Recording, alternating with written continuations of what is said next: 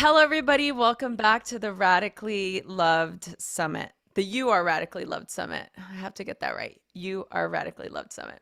I'm joined by somebody very near and dear to me. He is a two times, double time New York Times bestselling author and incredible coach, a lover of life. And I just love him so much. Coach Mike Bayer is here. Everybody clap track. Hey, clap track. Thanks, Rosie. Good to see you. It's good to see you too. First of all, thank you so much for giving me my blurb for my book. That's Of course. amazing. So everybody can see what Coach Mike wrote for my book. It'll be on the back of my book sleeve. Wow. I made it to the back of the You made it book. to the That's back sleeve. I actually fantastic. meant to tell you that before we started, but I'm like, oh right, yeah, you are. Congrats. Awesome. Thank you. So Means a lot. That actually means a lot because, we've met maybe, 18 months ago, 2 years yeah, ago, around that time. And part of what we're going to talk about is being radically respected, which is a fantastic chapter in your book. And I've always felt very respected by you, and that is probably uh, part of just our dynamic in our relationship is being able to have that mutual respect, no matter how successful one person is or another. It's just kind of like when you give respect, you get respect. yeah. Well, I'm curious for you when you think about being respected. Like, what's the first thing that comes to your, what's like your first introduction to respecting somebody and your own self-respect? Well, I think part of respect is realizing that we're not better or worse than anyone else. And we can disrespect ourselves when we believe someone's better than us. And we can disrespect another person when we approach the situation as if we're better than them. Mm, And so, really, as you talk about, having that humility and that core understanding that we're all in this together, and that I've had to check myself. I grew up in a family where we went to restaurants and my father would not be happy with his tuna fish and it wasn't cooked well enough. And he would kind of like nudge his little uh, fingers at the fish.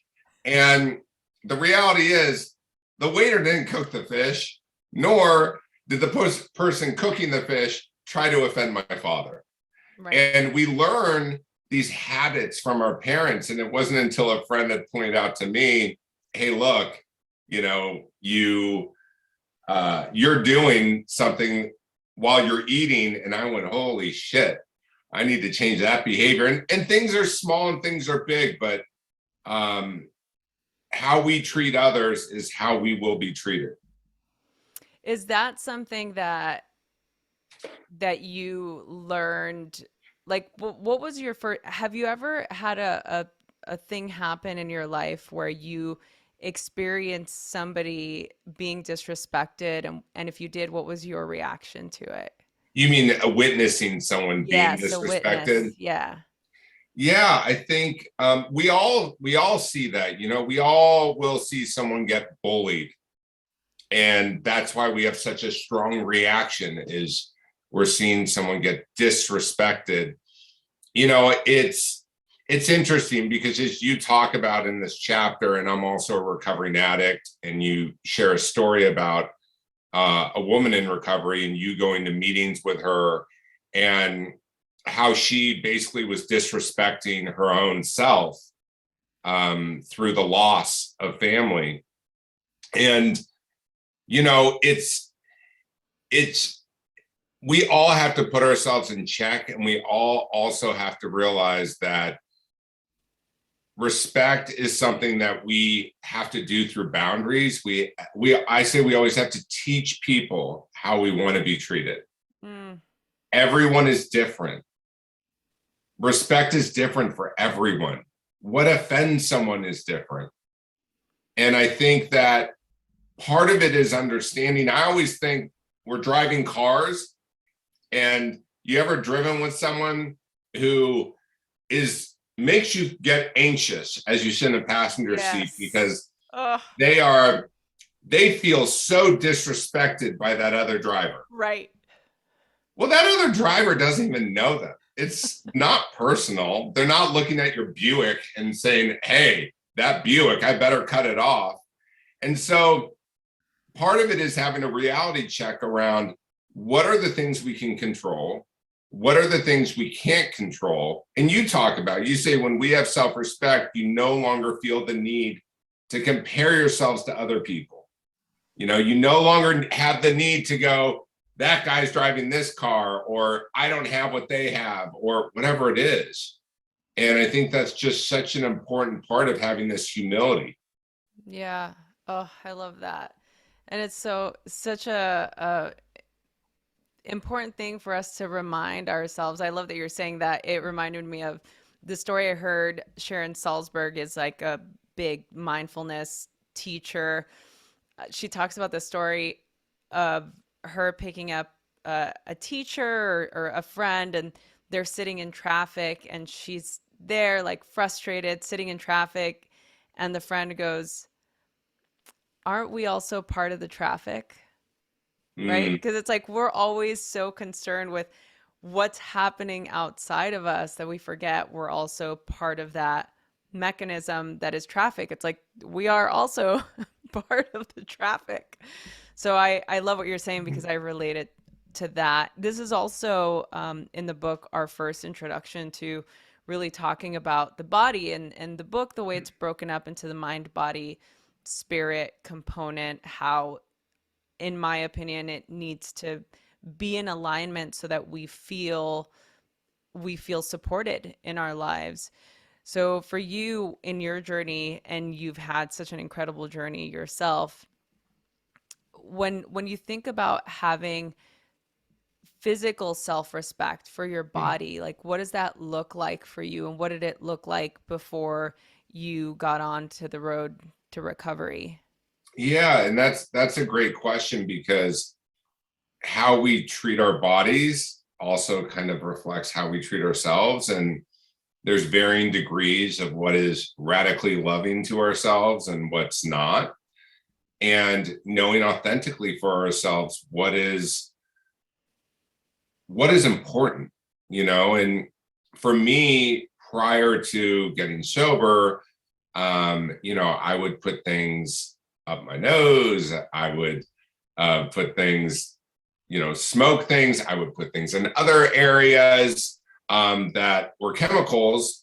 And part of that was not really wanting to feel life, not wanting to feel all that negativity that I had in my brain. And I remember being about, I'm 265 pounds now. I got down to, I don't know, maybe 185, 190. So about 75, 80 pounds less than I am now. And I'm 6'6". And that's not my natural walking weight. And I just remember looking at myself in the mirror and just thinking, this is not who you were born to be. This isn't who you are. And I remember when I got sober, I would stuff my face so much. And there's this whole idea of be okay with eating sugar and all of these treats and cakes. And, people really will maybe encourage it. But we have to define for ourselves what makes us feel good about ourselves. Mm-hmm. There's a difference between, I love a good bunk cake. A bunk cake, I Hey. live for. Oh yeah, I love it. A I'm bunk jealous. cake, especially if you're in the season of pumpkin bunk cakes, it's game over. But there's a difference between having one giant bunk cake and eating three, and one is really a good treat, and we get to celebrate what we put into our bodies. But we also have to respect ourselves enough to know, hey, if I put this in my body, I may not sleep as well tonight. I may not have a great day tomorrow. It may affect my self-esteem. And so just overall having that respect of what we eat, who we allow to touch us, when is okay to touch us, when it's not, when do we say something? How do we set boundaries? I've had so I'm gay, and I had women before always patting my butt, right? Hmm. Which on the surface, I used to be like, yeah, whatever, they pat my butt. But then at a certain point, I'm like, someone will pat my butt. Now I'll be like, did you need to pat my butt? It doesn't offend me. I don't feel violated. But I'd say something now, whereas before I would have just been like, but it kind of was weird Yeah. because that's different than a hug. Yeah. Yeah. No, I had the same thing. Look, I can relate to that 1000%. You know, I'm bottom blessed, you know what I'm saying? Yeah. And people would always do that. People, like men and women, felt compelled to do that. And for me, it definitely felt, depending on who it was, you know, like it felt a little bit like violating because it's like, why did you just touch me? First of all, don't like strangers touching me, I right? know. So then second, it's like you're touching a private part in my body. Like, why did you just do that? So I learned a lot of I learned how to set physical boundaries, in my early 20s, which man, that'll be the source of new. And you're right. I mean, it's also men. I think I was just thinking in the workplace, it's always women. No, but think about it. I mean, if it's like it's something that happens, it's gonna happen, whether it's male. It's just Yeah, for interesting, right? Like sure. what has compelled you to do that? Yeah, like what is the actual intention? Yeah. Like what happens, I remember it happened when a TA in high school, Mm, like it's usually an adult, she was a female, like she was the TA for my English teacher at the time, and she did it and she caught herself and she's like, "Oh my God, I'm so sorry." And it's just like, why did you just do that? That was so bizarre. She's just like, "I just yeah. couldn't help it." And then laughed, and I laughed, and it was kind of like a funny, experience at to how jarring this was for her. But when I think back, I'm like, I'm a 16-year-old girl. Like, you're probably a mid 30-year-old woman. Like, it's just, I don't know. Again, I didn't feel like I was being harassed or violated. And by no means For am I sure. saying that. But there is sort of this like lack of physical respect, I guess. There's like that boundary. One thing that you were just saying, and I wanted to ask you about this because when you were talking about being in the midst of your addiction, you said you looked at yourself in the mirror and you had that realization, that moment, right? Mm, Or for you, having the one single pumpkin bundt cake or the three, you now in your life and what you do for a living, like you can now discern, okay, this is going to make me feel bad. If you choose to do it, you choose to do it from a place of from a conscious place, as opposed mm, to being in a state of suffering, which I call like in a state of suffering where you don't have that discernment. mm, And what you called the one decision, right? right. Which, by the way, you wrote an entire book about. So everybody that's watching this, please, if you're gonna get another books, please get Mike's books. They're so good, and it is so incredible the way that you're able to go and weave into just like our mindset, how we make decisions, the things that are Mm, important to us, like how to discern all these things. So, okay, shameless thank plug, you. but I'm like shameless plug, but I'm curious for you, like how did you develop that discernment? Like how long did it take? Because somebody's watching this right now and they're wanting to know, I want to change my life right now. Mhm. I'm curious about creating this radically loved life. How can I do that right now? How do I know the difference? Well, I think it's important. That's a great question to know what we want and really know what we want.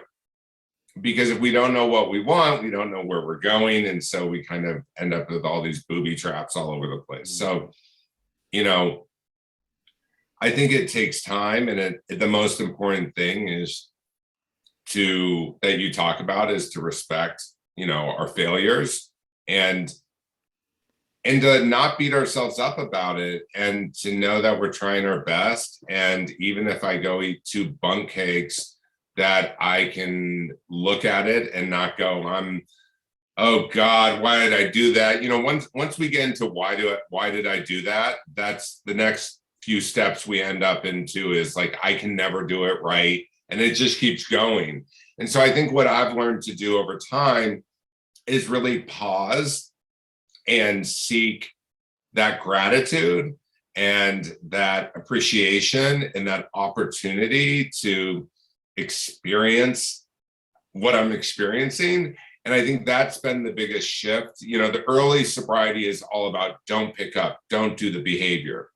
Something like food, we have to eat every day. So, as you know, it's very Right. different. Right. But with a drug, it's about, okay, don't pick up no matter what and use the tools to cope.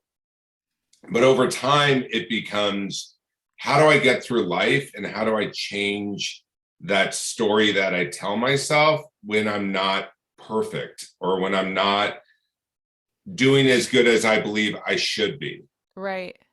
Wow. Yeah, that's so true. And it's such that thinking is what becomes so insidious. This is Mm, also, this specific chapter is where I really kind of dive into my eating disorder, something that for many years, even now, I'm 38 years old. Like, I still have a little bit of an aversion saying, wow, yeah, I used to throw my food up. I used to throw it up. mhm. And I did it without even thinking it was an issue, right? Right. Until I was in this situation where I was feeling really unhealthy, but every working in Hollywood at a hair salon in the beauty industry, everybody's telling me how good I looked, right? Oh, you're looking so great, you're looking so healthy.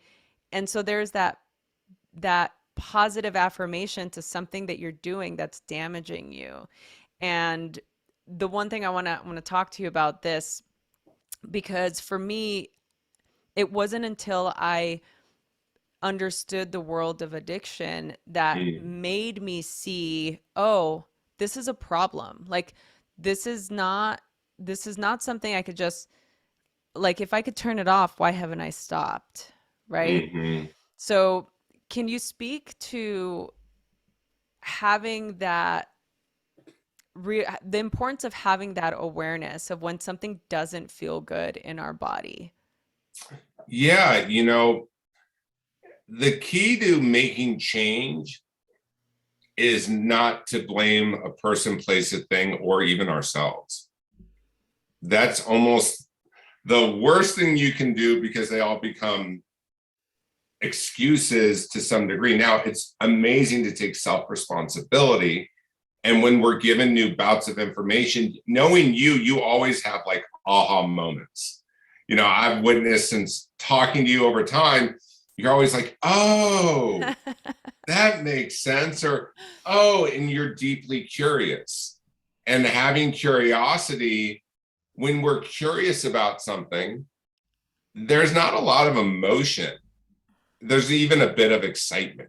And so respecting, you know, respecting ourselves enough to know that we deserve to get out of an unhealthy pattern or behavior is part of just growing up and healing.